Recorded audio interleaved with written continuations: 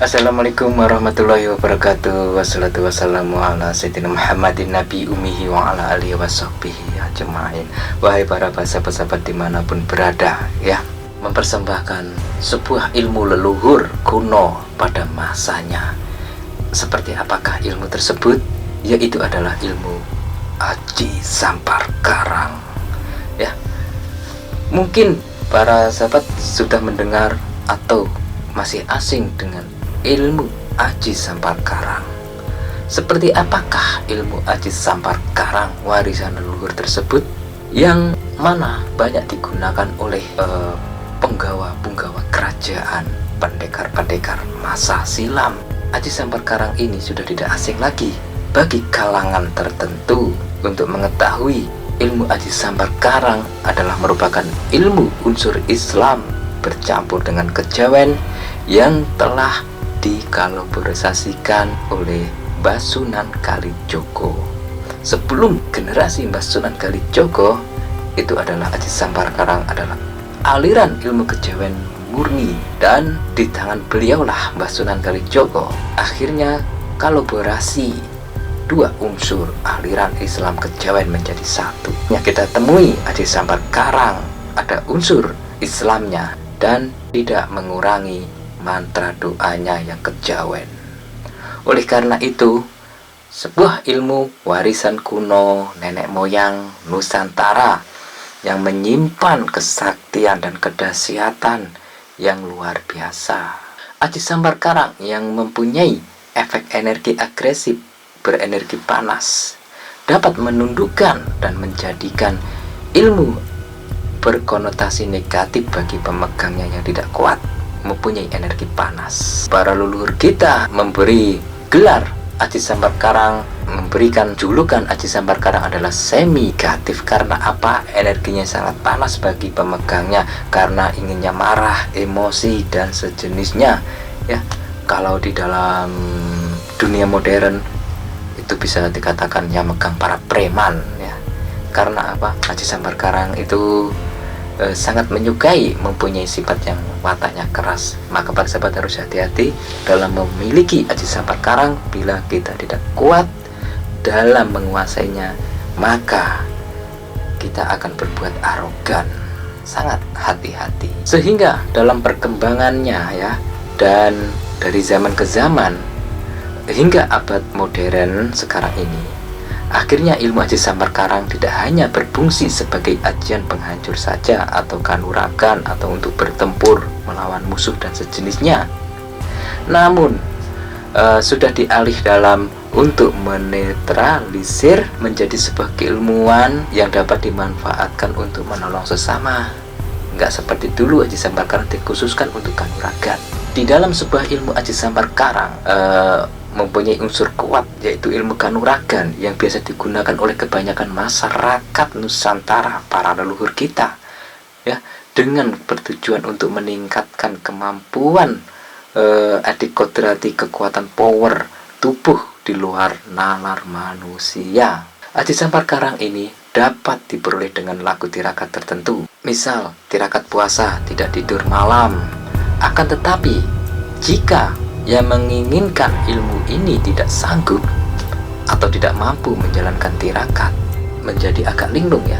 Kalau di tengah tirakat kita tidak kuat, tanpa bimbingan guru, maka akan membuat kita linglung, depresi.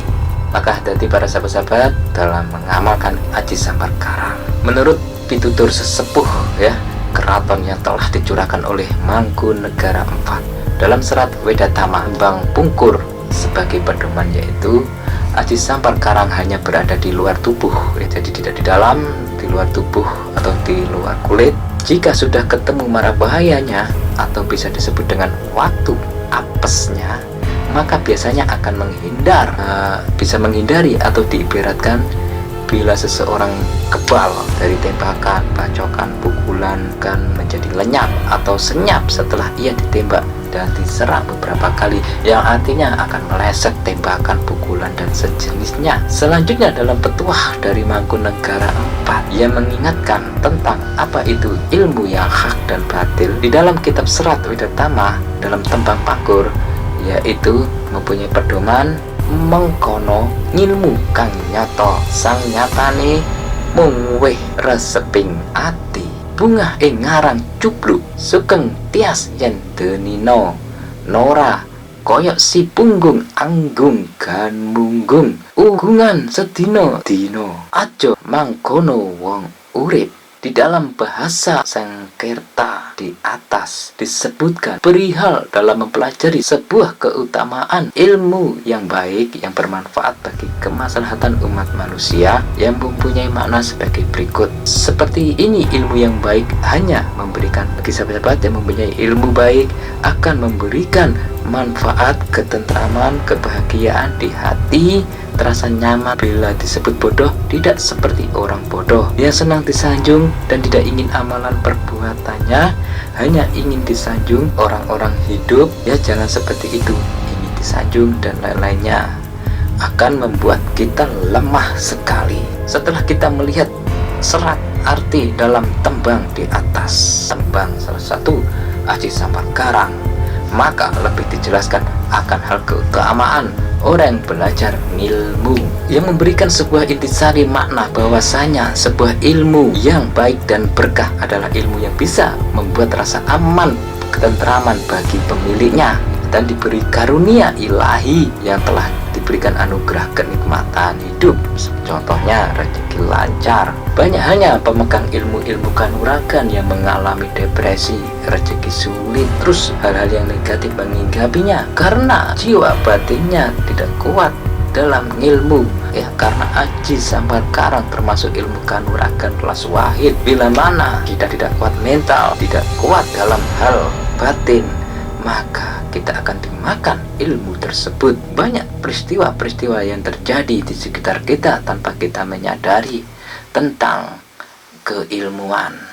Maka dari itu para sahabat, kita harus membutuhkan seorang pembimbing untuk meningkatkan spiritual dan supranatural keilmuan di dalam diri kita agar berkesinambungan energinya, agar berkesinambungan dalam sanatnya dan bermanfaat. Tentunya bila seseorang yang telah menguasai sebuah keilmuan dan memilikinya seperti halnya Aji Sampatkarang ini, dan orang tersebut mempunyai kemampuan energi dapat menyerap kekuatan power ilmu lawan. Jadi bila lawan itu sakti, ilmunya lawan bisa diserap dengan sarana Aji Sampatkarang. Ataupun orang yang mempunyai ilmu tertentu misalnya ilmu tinggi atau lawannya itu tangguh, nah, bisa diambil olehnya bagi yang memegang ilmu Aji Sampatkarang. Karena Aji Sampatkarang ini adalah universal dan sangat jarang diajarkan. Walaupun ada, tapi tirakatnya luar biasa sulitnya, luar biasa panjangnya. Kita harus bersyukur hidup di Nusantara karena banyak sekali warisan-warisan budaya leluhur yang digali tidak akan pernah habis. Demikianlah manfaat dan mudaratnya tentang Aji Sampatkarang. Pesan kami, bila ingin belajar keilmuan, carilah pembimbing yang kuat agar dimensi energi batin menyatu atau berkesinambungan di dalam keilmuan yang kita pelajari. Dan jangan sekali-kali belajar di internet, amalan langsung diamalkan tanpa khabiltu atau restu dari seorang guru. Gak sehebat apapun ilmu itu tidak akan berkah ya, karena belajar itu membutuhkan seorang guru, apalagi dalam belajar ilmu spiritual. Belajar ilmu spiritual dan supranatural seperti halnya Aji Sampatkarang tidak harus ingin belajar kesaktian ya. Itu sudah lain niat. Bila kita mempelajari ilmu Aji Sampatkarang karena ingin tergiur oleh kesaktian kanuraganya yang hebat seperti kepal pacok, tenaga dalam yang tinggi, pukulan maut, mempunyai karisma, kewibawaan dan sejenisnya, maka tidak akan awet ilmu tersebut. Niatkan hanya karena lillahi ta'ala, saya belajar ilmu bukan karena apa-apa ya, bukan karena kekuatan dan sejenisnya. Seperti salah satu penggalan Aji Sampatkarang, Bismillahirrahmanirrahim, niatin sun mate ajiku Sampatkarang. mlebu ing jiwa raga sukma kula dening getih putih. Saucapku mandi, saniatku dadi ya cipta sak peninggalku.